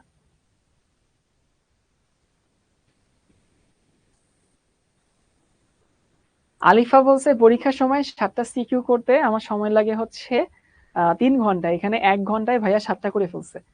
এখানে তো আমি তোমাদেরকে শুধু লিখে দিচ্ছি আর ওকে, মানে যেটা করতেছি হয়ে যাইতেছে, করতেছি হয়ে যাইতেছে, এই জন্য তাড়াতাড়ি হচ্ছে আর কি। এরপরে আসি ওয়াই মোলের জন্য 20তম আর 26তম দুটি ইলেকট্রনের জন্য পলির বর্জন নীতি অনুসরণ করে কিনা এটা আমরা দেখব। তাহলে 20তম আর 26তম এই ইলেকট্রনের জন্য পলির বর্জন নীতি মানে কিনা এটা আমি তোমাদেরকে সলভ করে দিব। তো আগে 20তম ইলেকট্রনটা খুঁজে বের করি। দেখো আয়রন 26, তো আর্গন, এই কাঁচা বাচ্চাটা বুঝো, আর্গন মানে 18 লেখা হয়ে গেছে। তো 18 লিখে ফেলছো মানে হইতেছে তোমার এখানে আর কোনো কাহিনী নাই। এরপরে হইতেছে 4s2 3d6, এই যে এইটার মধ্যে যে আমাদের 20তম আছে, বুঝো এটা সবাই এখানে একটু ভালো মতো খেয়াল করো। 18 19 20 মানে এর মধ্যে আমার 20তম আছে, আর এই যে এটার মধ্যে আমার শেষ 26তম আছে। এখন আমাকে এক্স্যাক্টলি টু দা পয়েন্ট খুঁজে বের করতে হবে যে 20তম কোনটা 26তম কোনটা। তো যদি খুঁজে বের করতে চাই এটাকে হচ্ছে আমি একটু বক্স করে দেখাই। আচ্ছা আমি একটু পরের স্লাইডে দেখাই তাহলে সুন্দর মতো হবে। তাহলে হইতেছে এখানে আয়রন 20তম হইতেছে এইটা যে আর্গন মানে হইতেছে 18 4s2 3d6। সো 20তম যদি আমি বের করতে চাই তাহলে 4s2 এর মধ্যে আছে, 4s এর মধ্যে আছে আর কি। সেখানে তো দুইটা, প্রথমটা কিন্তু 19তম, প্রথমটা 19তম, এই হচ্ছে প্রথমটা, আর আমাদের কাঙ্ক্ষিত হচ্ছে এই হচ্ছে আমাদের 20তম। সো এইটার জন্য আমাকে ডিল করতে হবে। যদি আমি এটার জন্য ডিল করি তাহলে দেখো তো ভাই কি থাকে, এখানে এন এর মান থাকে কত 4, এই যে এন এর মান হচ্ছে 4 কারণ 4s এর মধ্যে আছে সে। আর্গন কই থেকে আসলে, আর্গন মানে ইলেকট্রন বিন্যাস লেখার একটা সহজ নিয়ম, মানে শুরু থেকে না লিখে আর্গনটা হচ্ছে লিখলাম। তোমরা কি এরকম ইলেকট্রন বিন্যাস দেখোনি কোনোদিন? যে তুমি তো আগে বাচ্চা ছিল 1s2 2s2 দিয়ে শুরু করতে, কিন্তু মডার্ন নিয়ম অনুযায়ী হইতেছে ইলেকট্রন বিন্যাস লেখার সময় যেটা লিখবা তার আগের যে নিষ্ক্রিয় গ্যাস ওইটা লিখে সংক্ষেপে লেখা যায়। সো আর্গন মানে 18 হয়ে গেছে, তারপরে 4s2 3d6, এটা ইলেকট্রন বিন্যাস লেখার সহজ নিয়ম, স্মার্ট নিয়ম আর কি, বুঝছো? তো ভাইয়া এখানে হইতেছে 4s এর মধ্যে 20তম ঢুকছে, এই যে এইটা প্রথমটা না, প্রথমটা 19তম, তারপরে এটা 20তম। ওকে, এন এর মান হচ্ছে 4, এল এর মান কত হবে? এল এর মান 0 হবে। এল এর মান 0 হইতে বাধ্য। কেন 0 হইতে বাধ্য? কারণ দেখো এস এর জন্য এল এর মান 0 হয়, আর এম এর মান কত? এম এর মানও 0 হইতে বাধ্য। আর এস এর মান কত? এস এর মান হচ্ছে মাইনাস হাফ।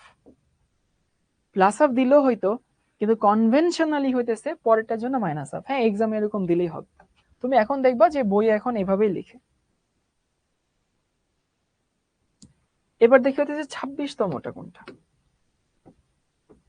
26, এবং এটা 3D এর মধ্যে আছে। তাহলে আমার কাজ হচ্ছে এই 26তম ইলেকট্রনটাকে খুঁজে বের করা। যদি খুঁজে বের করো তাহলে দেখো কি দাঁড়ায়,